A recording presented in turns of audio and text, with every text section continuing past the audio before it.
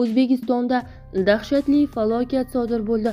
Yuragi bo'shlar ko'rmasin.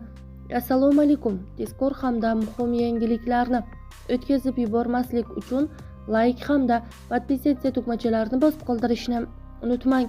28-iyul kuni tunda Samarqand viloyatining Bulung'ur tumanidagi umumiy ovqatlanish binosida yong'in chiqdi. Shaxobcha M39 avtomagistrali bo'yida joylashgan. Hodisa haqida viloyat favqulodda vaziyatlar boshqarmasiga xabar berilganidan so'ng yong'in qutqaruv ekipajlari zudlik bilan voqea joyiga chiqqan. Ular 13 daqiqa ichida manzilga yetib kelgan.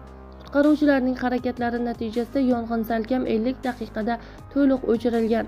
Rasmiy ma'lumotda tan jarohati olganlar yo'qligi qayd etildi. Ayni vaqtda mutaxassislar yong'in nima sababdan kelib chiqqanini va qancha moddiy zarar yetganini o'rganmoqda deyilgan xabarda.